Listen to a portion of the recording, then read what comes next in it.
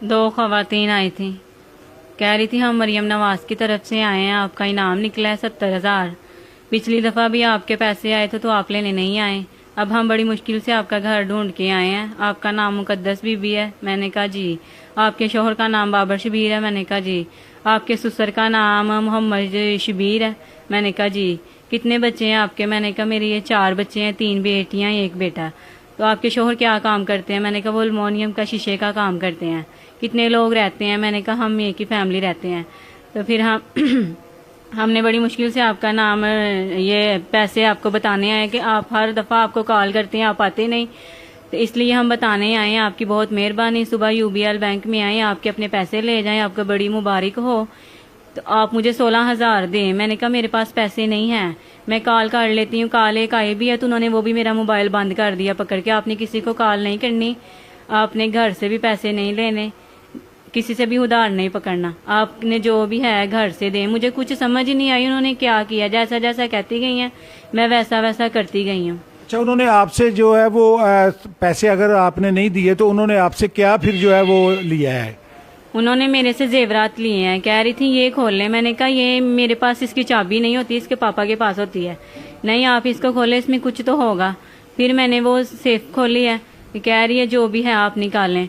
मैंने कहा मेरे पास कुछ है ही नहीं। नहीं, कुछ तो है, पता नहीं वो क्या क्या कहती गई है, मुझे कुछ समझ ही नहीं आई।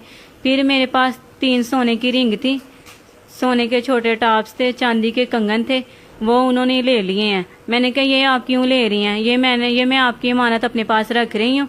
बड़ी बड़ी लोगों ने इमारतें, ये वाली हम अपनी अपनी इतनी बड़ी अमानत ना अपने बैंक में रखवाई होती है। मैंने कहा हमने कभी बैंक में रखा ही नहीं है कुछ भी।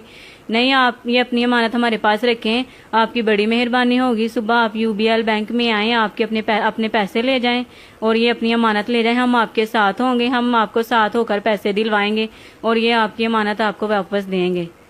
अच्छा, आपने कोई, आपके बच्चे थे, आपको घर से अंदर बाहर आने दिया? उन्होंने क्या कहा इस हवाले से? वो कह रही थी किसी ने बाहर भी नहीं जाना, बच्चों मेरे ने ट्यूशन जाना था, 2 बजे 2:30 बजे का टाइम था। बच्चों बाहर भी नहीं जाना, ना किसी को उन्होंने बाहर जाने दिया। ये बच्चा रो रहा था, चीज लेने जा रहा, कह रही थी बेटा अभी नहीं जाना, इधर ही बैठो। उनको यही था कि ये किसी को बुला ना लाएं या किसी को कॉल ना कर लें। मेरा दरवाजा बाहर का खुला था, उन्होंने आके दरवाजा बंद कर दिया था। अबू भी उतनी देर इधर ही बैठे रहे हैं। नहीं, हमने नहीं जाना, ऐसे नहीं जाना, आप हमारा टाइम ना वेस्ट करे। धमकियां दे रही थी। आपको बाजी समझ क्यों नहीं आ रही है? मैडम क्या कह रही हैं, आप हमारी बात नहीं समझ रहे। जो भी है हमने ऐसे नहीं जाना, वरना हम और भी कुछ कर सकते हैं। उन्होंने आपको कोई अपनी आइडेंटिफिकेशन क्या बताई? को उन्होंने आपको कोई कार्ड दिखाया? क्या कहा उन्होंने?